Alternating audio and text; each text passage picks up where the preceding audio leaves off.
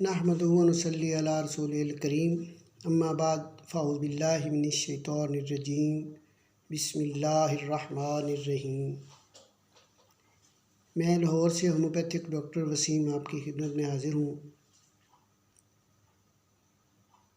بہت عرصہ پہلے بھی میں نے یہ سلسلہ شروع کیا ہوا تھا۔ یوٹیوب، فیس بک اور واٹس ایپ پہ میں چھوٹے چھوٹے کلپ بنا کے تو اپلوڈ کر دیا کرتا تھا، جو کہ بیچ میں کچھ اپنی نجی مصروفیت کی وجہ سے مجھے یہ سلسلہ منقطع کرنا پڑا، اور آج پھر KPK سے تعلق رکھنے والے میرے ایک بہت ہی بہترین دوست ہیں، ہومیوپیتھک ڈاکٹر زاہد بنگش، ہنگو سے تعلق ہے ان کا KPK سے۔ تو انہوں نے مجھے، میں تو یہی کہوں گا کہ حکم ہی دیا مجھے، میں تو ان کا حکم سمجھ کے یہ اوبے کر رہا ہوں کہ ہارٹ پہ میں کچھ گزارشات پیش کروں۔ تو اس سلسلے میں آپ سے مخاطب ہوں۔ امید ہے کہ میں چند منٹ جو میں بولوں گا آپ کو پسند آئے گا، اور میری گزارشات میں سے جو چیز آپ کو اچھی نہ لگے اس کے لیے میں رہنمائی کا طلبگار بھی ہوں گا اور معذرت خواہ بھی ہوں گا۔ ہارٹ سے متعلق گزارش یہ ہے کہ یوں تو بہت سارے امراض ہیں ہارٹ سے ریلیٹڈ، بہت ساری تکالیف ہیں، بہت سارے امراض ہیں ہارٹ کے، مثلاً ٹیکی کارڈیا ہے، بریڈی کارڈیا ہے، اس کی کرونری آرٹری کا پرابلم ہے، اس کی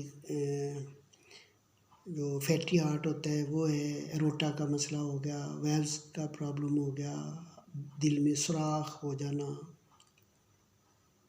اس طرح کے بہت سے مسائل ہیں ہارٹ کے۔ مگر میں پورے ہارٹ کے جو مسائل ہیں نا، میں تو ان کو ڈیل نہیں کرتا، میں تو صرف ہارٹ بلاکیج کو ڈیل کرتا ہوں۔ تو میرے مشاہدے میں یہ چیز آئی ہے، میں نے بہت جگہوں سے اس بات کو ویریفائی بھی کیا ہے، مختلف ہاسپٹل سے، مختلف ہارٹ فزیشین سے، کہ اگر ان کے پاس 100 پیشنٹ ہے نا، میں صرف ایک مثال کے طور پہ بات کر رہا ہوں، 100 پیشنٹ ہارٹ کا ہے نا، تو اس میں 80 جو پیشنٹ ہوں گے وہ ہوں گے عام امراض والے، تو صرف 20% لوگ ہوں گے جو ہوتے ہیں ہارٹ بلاکیج والے، یعنی جن کو اینجیوگرافی کی ضرورت ہوتی ہے یا اینجیوپلاسٹی کی ضرورت ہوتی ہے، بائی پاس کی ضرورت ہوتی ہے، یعنی وہ 20% لوگ ہیں۔ تو 20% لوگ اگر ان کو کسی بہتر انداز سے ٹریٹ کر لیا جائے تو وہ لوگ بھی الحمدللہ، کوئی ایک تو رہ جائیں گے جن کو ضرورت پڑے گی آپریشن کی، ادروائز تو وہ الحمدللہ اٹیک سے بچ جائیں گے، آپریشن سے بچ جائیں گے۔ دیکھیں، سب سے بڑا مقصد کسی مریض کا کیا ہوتا ہے، کسی ہارٹ پیشنٹ کا، کسی ہارٹ بلاکیج والے پیشنٹ کا سب سے جو بڑی خواہش اور اس کی ضرورت کیا ہوتی ہے، وہ یہی ہوتی ہے نا کہ اٹیک نہ ہو اس کو۔ تو وہ جو 20% لوگ ہیں، میں تو ان سے بہت دست بستہ گزارش بھی کرتا رہتا ہوں کہ اللہ کی بنائی ہوئی چیز کی چیر پھاڑ سے بچو، اللہ کی بنائی ہوئی چیز کو چیر پھاڑ سے ٹھیک نہ کرو، اس کو اسی کی بنائی ہوئی چیزوں سے ہی ٹھیک کرنے کی کوشش کرو۔ اور پھر آپ حیران ہوں گے کہ جتنے بھی دیکھیں اللہ تعالیٰ نے جسم کے لیے جو آرگن اللہ تعالیٰ نے بنائے ہوئے ہیں نا، ہر ایک کا اپنا اپنا فنکشن تو ہے، ہر ایک اپنی جگہ پہ تو اہم ہے ہی، بالکل اس میں تو کوئی شک والی بات ہی نہیں ہے۔ ہر ایک کی اپنی ایک ضرورت بھی ہے، اس کو زندہ رہنے کے لیے، اس کو ورکنگ کرنے کے لیے، اس کو اپنی ایفیشنسی کو مینٹین رکھنے کے لیے اس کی ایک اپنی خوراک بھی تو ہے۔ تو جب تک اس کو اس کی خوراک نہیں ملے گی وہ صحیح سے کام نہیں کر پائے گا۔ تو اللہ تعالیٰ نے جو دل کا نظام بنایا ہوا ہے نا، آپ حیران ہوں گے کہ باقی آرگن 100% خوراک اگر ان کو نہیں ملے گی تو وہ ایفیشنسی نہیں دکھا سکتے، وہ اس طرح سے ورکنگ نہیں کر سکتے، مگر دل اللہ تعالیٰ نے ایک اس طرح کا آرگن انسان کو دے دیا ہوا ہے کہ یہ 100 میں سے 90 نہیں، 80، 70، 60 نہیں، 10% خوراک بھی اس کو ملتی رہے گی نا، تو یہ پھر بھی زندہ رہتا ہے۔ اس کو 10% خوراک بھی ملے گی تو یہ کام کرے گا اور اٹیک بھی نہیں ہوگا. ہمارا مقصد تو مریض کو اٹیک سے بچانا ہے نا. تو اگر 10% خوراک اس کو مل رہی ہے تو اس کو بھائی مینج کریں نا، اس کی ڈائٹ مینج کریں، اس کا لائف سٹائل چینج کروائیں، لگژری لائف سٹائل سے نکالیں اس کو. ایٹنگ میٹنگ سیٹنگ، اکثر میں کہتے رہتا ہوں کہ یہ جو بیماریوں کا باعث بنتی ہیں نا چیزیں، ایٹنگ میٹنگ سیٹنگ، کھانا پینا بیٹھنا میٹنگ گپ شپ پھر کھانا پینا اور پھر سو گئے، یہ چیزیں ہوتی ہیں جو تباہی کا باعث ہیں. یہ اویئرنیس دینے کی ضرورت ہے. اگر ان چیزوں پہ آپ اس کو اویئر کر دیں گے، اس کو آپ موٹیویٹ کر دیں گے، گائیڈ کر دیں گے، تو وہ بیچارہ اینجیوگرافی سے بھی بچ جائے گا، اینجیو پلاسٹک سے بھی بچ جائے گا، بائی پاس سے بچ جائے گا، ہارٹ کی چیز پھاڑ سے وہ بچ سکتا ہے بندہ، اگر میرا بھائی جو اس کی ٹریٹمنٹ کرنے والا ہے نا وہ اس کے ساتھ مخلص ہو جائے. تو اس سلسلے میں آپ سے چند گزارشات کرنا چاہ رہا ہوں کہ جو ہارٹ کی بلاکیج ہوتی ہے اس کو کسی بھی آپ ایلوپیتھی والے کے پاس چلے جائیں. مجھے عام طور پہ یہ کہتے ہیں جی تم ایلوپیتھی کے خلاف ہو. بھائی میں کہاں خلاف ہوں، میں تو چند چیزوں کے خلاف تو ضرور ہوں. ان کے ایک طریقہ کار ہے جس کی وجہ سے مجھے پریشانی ہوتی ہے، میں خلاف ہوں. ورنہ میں تو جگہ جگہ پہ کہتا ہوں بھائی I am not claim to do away from allopathy. بھائی ایلوپیتھی کے میں کیوں خلاف ہوں گا، میں تو اس طریقے کے خلاف ہوں، ان کی اس عمل کے میں خلاف ہوں کہ ایک ہارٹ بلاکیج والا بندہ ہے. اس کو مجھے بڑی حیرت ہوتی ہے کہ ایک مریض آیا، سر وہ نا میں فلاں فزیشین کے پاس گیا تھا، فلاں سرجن سے ٹریٹمنٹ کی، اس نے یہ کیا وہ کیا. میں سر پکڑ کے بیٹھ جاتا ہوں کہ اللہ میں بھی ان لوگوں میں شامل ہوں، ہمیں ہدایت عطا فرما کہ ان غریب بیچارے لوگوں کا کیا قصور ہے کہ میں صرف اپنے چند ٹکوں کی خاطر میں نے اس کو اینجیوگرافی کے چکر میں لگا دیا ہے. آپ حیران ہوں گے، میں بڑے وثوق سے آپ کو یہ کہنا چاہ رہا ہوں، ابھی اتنا ٹائم نہیں ہے میں اس کے اوپر آپ کو ابھی میں پوری ڈیٹیل دوں. بہرحال مختصر میں کوشش کروں گا کہ میں آپ کو کچھ نہ کچھ اس کے بارے میں آگاہی دے سکوں. میرے دوستو، اینجیوگرافی بھی میں تو کہوں گا کہ یہ ایک دھوکہ ہے. اتنی مہنگی مشین، مہنگا ٹیسٹ، خطرناک اس حوالے سے کہ اینجیوگرافی ایک ٹیسٹ ہو رہا ہے، ابھی ٹریٹمنٹ نہیں ہو رہی اس کی. ٹیسٹ کے دوران بھی جان جا سکتی ہے. اس کی جو ڈاکٹر صاحب وہاں بیٹھے ہوئے ہیں نا، ان کی ذرا سی غفلت سے ایک لمحے کی سستی ہو گئی تو بندہ کیا، اس لیے پہلے لکھوا لیتے، وہ مر گیا تو ہٹا جائے. بھئی ابھی تو اس کی ٹریٹمنٹ ہوئی نہیں ہے، صرف ٹیسٹ کے دوران میں بھی بندہ اپنی جان سے ہاتھ دھو بیٹھتا ہے. تو کیوں نہ اس کو اوائڈ کیا جائے. اگر وہ معالج الحمدللہ اپنے آپ کو اس معاشرے میں مسیحا کے طور پہ پیش کرنا چاہے گا، مریض کو مریض سمجھے، اس کو اپنا کسٹمر نہیں سمجھے گا نا، تو پھر یقین مانیے اینجیوگرافی کی ضرورت نہیں پڑے گی. اگر میرے جیسا ایک بہت ہی کم علم بندہ یہ بھانپ سکتا ہے، یہ جان سکتا ہے، یہ کوشش کر کے یہ سمجھ سکتا ہے کہ اس اینجیوگرافی کو نہ کرو. سیلف ٹیسٹ ہے ایک لوکل ٹیسٹ، اس بندے کا 5 سے 10 منٹ میں، یہ آپ یقین کریں کہ 5 سے 10 منٹ میں اینجیوگرافی کا پورا ٹیسٹ آپ 5 سے 10 منٹ میں کر سکتے ہو. اینجیوگرافی مشین کی ضرورت نہیں ہے. اور پھر اس میں اینجیوگرافی کی آپ رپورٹ پڑھ کے دیکھیں، دکھ ہوتا ہے اس وقت بھی کہ اتنی مہنگی مشین، اور وہ جو ٹیسٹ دیتی ہے، رپورٹ جو بنا کے دیتے ہیں اینجیوگرافی کی، کیا ہوتا ہے اس میں 80 سے 90% ہارٹ بلاکیج، 70 سے 80، 60 سے 70، 50 سے 60، یہی ہوتا ہے نا، 40 سے 50، یعنی 10 فگر وہ کہاں چھوڑ دیتی ہے، 10 فگر پورے ہڈن رکھتی ہے. کیوں بھائی، اس کو تو چاہیے کہ وہ پوائنٹوں میں رزلٹ دے، مگر وہ 10 فگر ہڈن رکھتی ہے.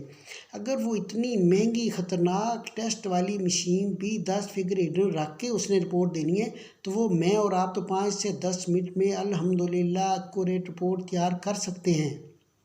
جی ہاں، میں ابھی اس پہ وہ پوری تفصیل نہیں بیان کر سکتا.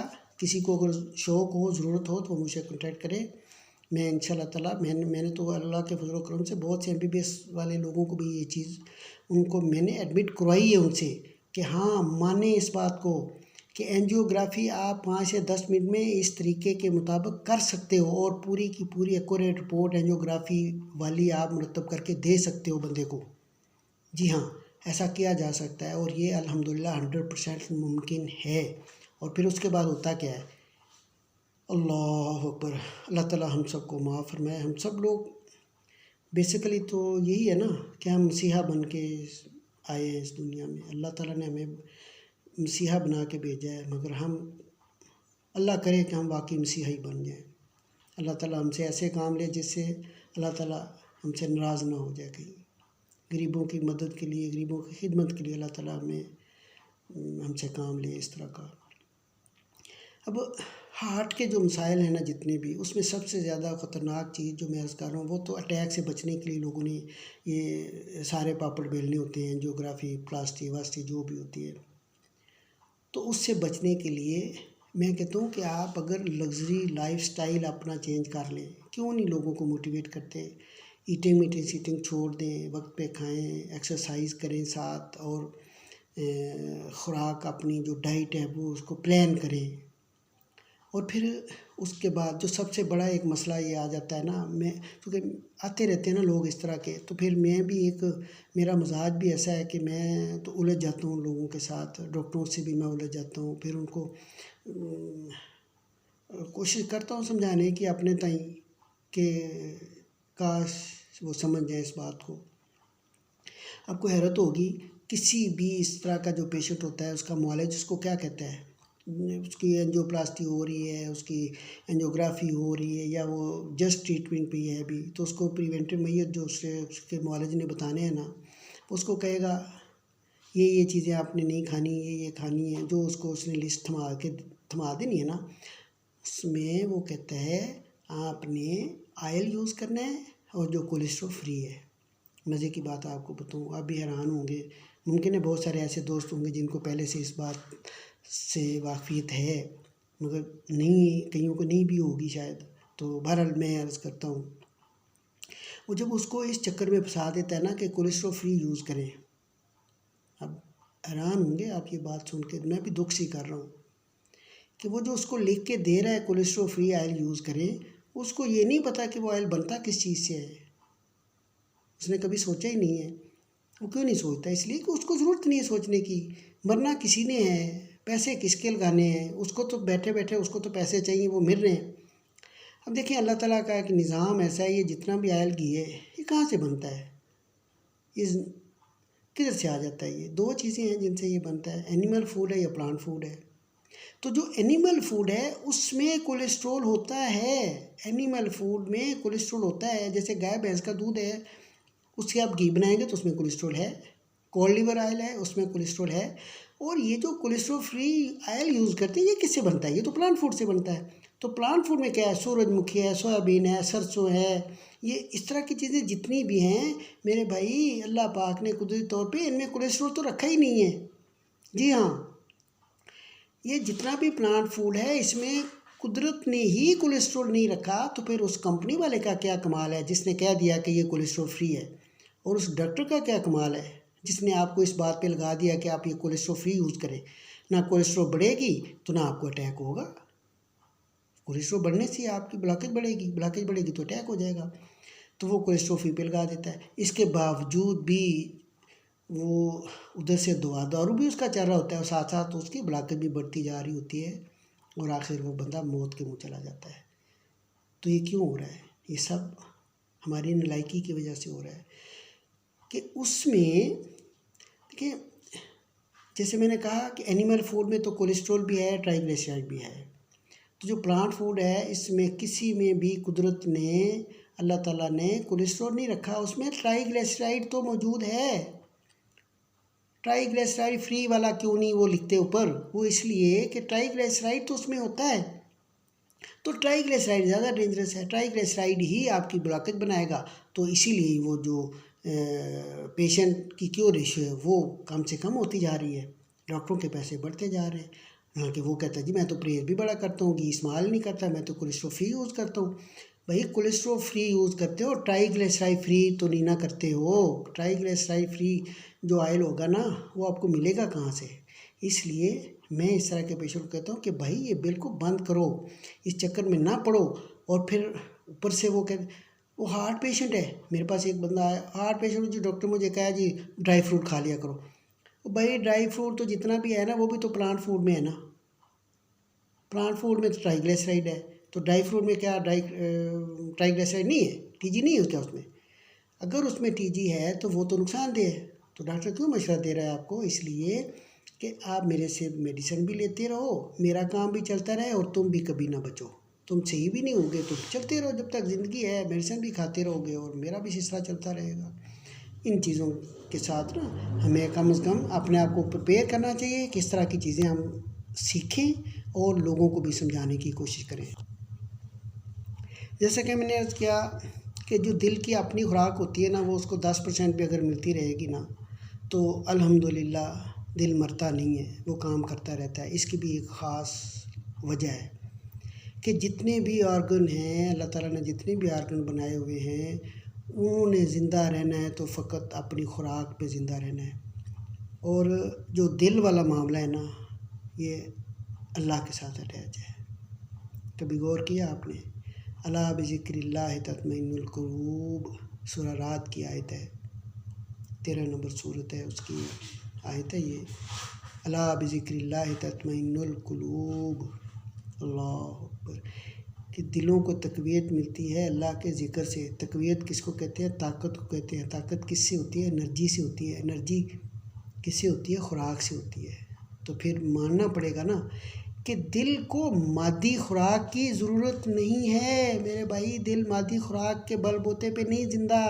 دل اگر زندہ ہے تو وہ اللہ کے ذکر سے زندہ ہے. جب اللہ کا ذکر ہوگا تو اس کو تقویت ملے گی، تو پھر مادی وسائل کی ضرورت کم سے کم ہوتی جاتی ہے، جو کہ 10% تک بھی ہوگی تو دل آپ کا مردہ نہیں ہوگا، دل کام نہیں چھوڑے گا.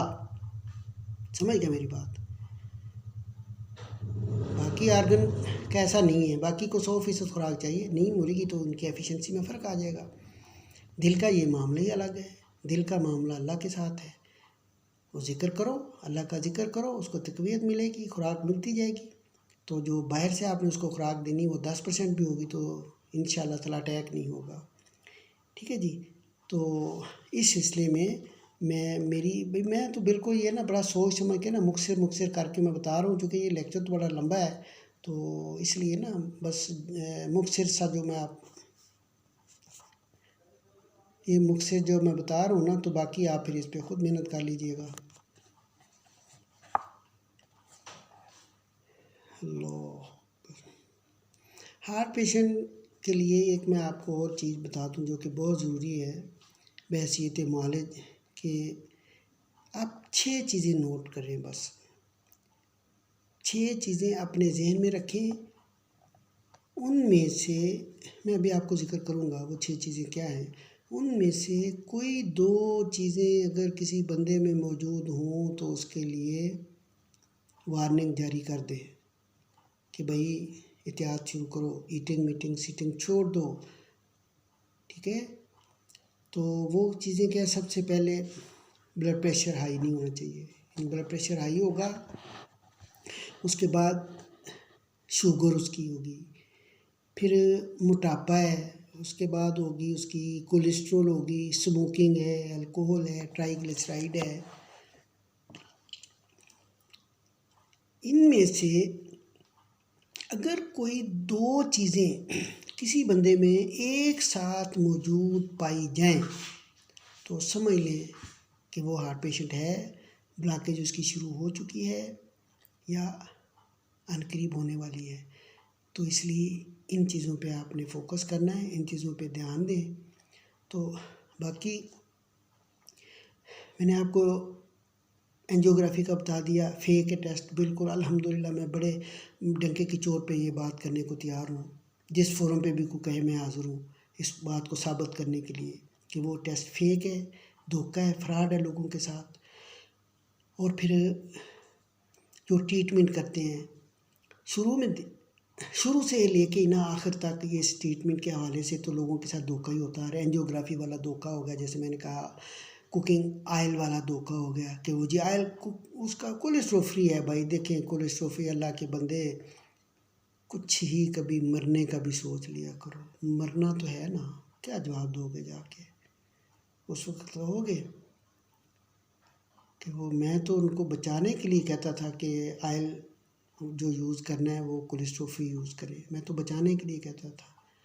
تو فرشتہ اسے کہے گا بچانے کے لیے نہیں، تم اس کو مروانے کے لیے کہہ رہے تھے، کہ کولیسٹرول فری والا تو دھوکہ دے رہا ہوں میں، ٹرائیگلیسرائڈ تو اس میں موجود ہے، جس کی وجہ سے تمہاری تکلیف بڑھتی جائے گی اور تم میرے پکے بن جاؤ گے، چونکہ انہوں نے تو کسٹمر سمجھنا ہے۔ تو کیا جواب دے گے؟ بھائی مرنا ہے نا، اللہ کو جواب بھی تو دینا ہے جا کے۔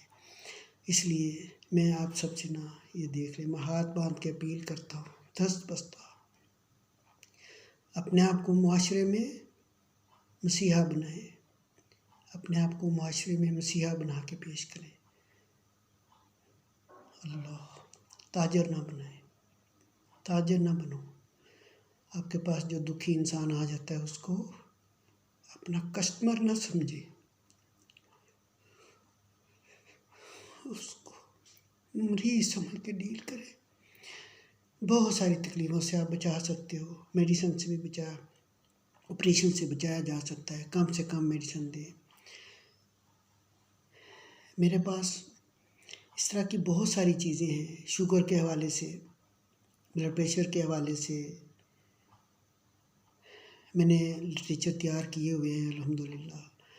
میرا 80% ڈائٹ پہ ہے، میں ڈائٹ پلان ساتھ دیتا ہوں، 80% ڈائٹ پہ رہنا ہے اور اس کے بعد پھر 20% میں میڈیسن دیتا ہوں ساتھ، 2-3 مہینے کھانی ہوتی ہے، اس کے بعد وہ بندہ چھوڑ دے، ڈائٹ پہ لگا رہے الحمدللہ۔ اب شوگر والے کسی کے پاس بھی آپ جائیں گے، میں مکھ سے عرض کرتا ہوں، ٹائم بہت زیادہ ہو گیا، شوگر والا پیشنٹ کسی کے پاس بھی جائے گا تو وہ فوراً اس کو کیا کہے گا، میڈیسن کے ساتھ کہے گا میٹھا بند کر دو۔ ارے بھائی میٹھا بند کرنا ہے تو پھر تو تیرے پاس آنے کی کیا ضرورت تھی؟ میٹھا بند اس نے کر لیا تو شوگر تو ویسے ٹھیک ہو جائے گی۔ اب بھائی اس کو میٹھا بھی کھلاؤ اور شوگر بھی ٹھیک کرو، مزہ تو تب ہے نا۔ اسی طرح موٹاپے کی میں مثال دیتا ہوں، موٹا بندہ آ جائے گا آپ سے، میں نے ویٹ کم کرنا ہے میڈیسن دیں، تو آپ اس کو میڈیسن بھی دیں گے، ساتھ اس کو جو پریونٹیو میئرز بتائیں گے، پرہیز بتائیں گے، کیا کہیں، کھانا کم کرو۔ بھائی اس نے کھانا کم کر لیا تو پھر تیرے پاس آنے کی ضرورت کیا ہے؟ میں تو کہتا ہوں اس طرح کے بندے کو میں جب پوچھ لیتا ہوں، میں ویسے جوک کے طور پہ کہ آپ پہلے کتنے کلو کھاتے ہیں، مثال کے طور پہ اگر آپ 1 کلو کھاتے ہیں تو بھائی آپ میڈیسن بھی میری لیں اور اب آپ 3 کلو کھائیں تو انشاءاللہ وزن کم ہوگا۔ مزہ تو یہ ہے نا، مینیج کریں کسی بھی چیز کو، اور وہ مینیج میں کیسے کرتا ہوں، میں ڈائٹ سے مینیج کرتا ہوں۔ میں نے ایک اپنا ہر اس طرح کی جو 6-7 چیزیں میں جو اسپیشل کام کرتا ہوں اس کے اوپر میں نے ڈائٹ پلان بنایا ہوا ہے اپنا، اور میں کچھ آپ کو تھوڑی سی آگاہی دیتا چلوں۔ وہ ڈائٹ پلان میں نے اس کو اس کی جو خوراک جس کا تعین کیا کہ ایک بندے کی ڈیلی کی خوراک اس کو ضروری کتنی ہے، ٹھیک ہے۔ وہ ضروری خوراک سے میری مراد کہ اس کی جو کیلری ہوتی ہے نا، میں نے کیلری کو کاؤنٹ کیا ہے کہ ایک بندے کو ڈیلی کتنی کیلری چاہیے ہوتی ہے، اس کیلری کو سامنے رکھتے ہوئے میں نے ڈائٹ پلان بنایا ہوا ہے کہ اس میں میٹھا بھی ہے، آئل گھی بھی ہے، اس میں سبزی پھل فروٹ بھی ہیں۔ تو بھائی اپنی کیلری کو مینٹین رکھنا ہے آپ نے، الحمدللہ نہ اٹیک ہوگا، نہ موٹاپا بڑھے گا، نہ شوگر بڑھے گی، نہ کولیسٹرول بڑھے گا۔ تو اور کیا چاہیے؟ صرف ایک کام کرنا ہے، کیلری کو مینٹین کرنا ہے۔ میں نے اسی چیز کے پیش نظر میں نے ڈائٹ پلان بنائے ہوئے ہیں، تو اگر کسی کو ضرورت ہو اس چیز کی، اگر کوئی شوق رکھتا ہو تو وہ میرے ساتھ رابطہ کر سکتا ہے۔ تو انشاءاللہ تعالی میں اپنے تئیں پوری کوشش کروں گا کہ میں اس کو مہیا کر سکوں۔ میرے بیان میں جو چیز آپ کو پسند نہ آئی ہو اس کے لیے میں معذرت چاہوں گا، اور جو چیز میرے سے کوئی غلط منہ سے نکل گئی ہو یا اگر آپ میری اصلاح کرنا چاہیں تو مجھے بہت زیادہ خوشی ہوگی۔ تو اس کے ساتھ ہی میں آپ سے اجازت چاہتا ہوں۔ السلام علیکم ورحمۃ اللہ وبرکاتہ۔ جزاک اللہ۔